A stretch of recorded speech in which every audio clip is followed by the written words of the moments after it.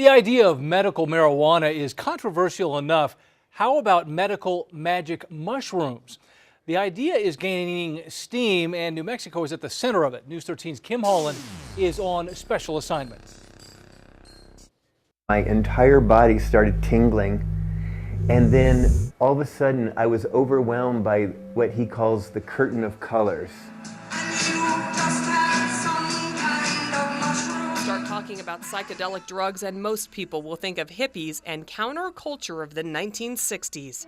But today, more and more mainstream scientists are studying psychedelics in lab settings, mainly psilocybin, the active ingredient in mushrooms, and dimethyltryptamine, also known as DMT, a substance produced by the body and found in hundreds of plants that causes hallucinations. So powerful, it's so overwhelming that the trouble becomes you're propelled into this alternate space, you experience it, and then you come back. Scientists want to know if these drugs can be used to treat problems like depression, anxiety, and addiction. New Mexico is at the center of this research. It's gratifying. I'm surprised that more people haven't taken advantage of the work I did. Dr. Rick Strassman, a psychiatrist, studied DMT at the University of New Mexico in the early 90s, the first U.S.-based research on the effects of psychedelics on humans in 20 years.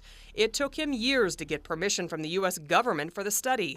He ended up administering more than 400 doses of DMT to his test subjects over a 5-year period. The study was just to demonstrate that it could be done.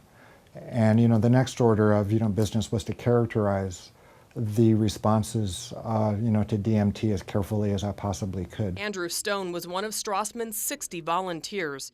In 1995, he was injected with a series of tightly controlled doses of DMT. Just so terrified.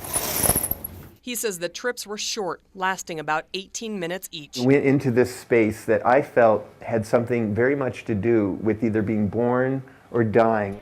Now, 16 years after Strassman's groundbreaking study ended, New Mexico still remains at the forefront of scientific research into psychedelics. The Santa Fe-based Hefner Institute funds and provides scientific review of psychedelic studies around the country. When someone comes to us with a research proposal, we send it to the best experts we can find to make sure it's the best science that it can be before the study starts. Dr. George Greer says that since 1993, the Hefner Institute has raised about $3 million from private donors for research into hallucinogenic drugs. Most of the actual research, however, is done at places like UCLA, Johns Hopkins University, and New York University. Had gotten so myopically focused on fighting cancer that had sort of become my whole life. Clark Martin, a retired clinical psychologist, found that psilocybin jolted him out of the depression he experienced while battling kidney cancer. He was given a psilocybin pill in 2009 as part of an experiment at Johns Hopkins in Baltimore. We talked to him through Skype. Just became more aware of the rest of my life, the other things going on. Martin says that one trip improved his relationship with his daughter, his father, and his friends. Patients, study volunteers, and doctors we spoke with all agree psychedelic drugs must be administered in a controlled setting by trained clinicians and should not be available over the counter.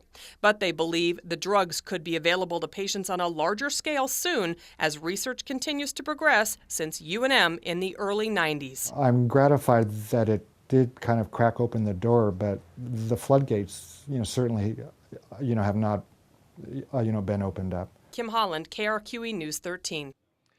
And a documentary on Dr. Strassman's research will be shown at the Guild Theater in Albuquerque January 25th. For more information, visit our website. That's krqe.com.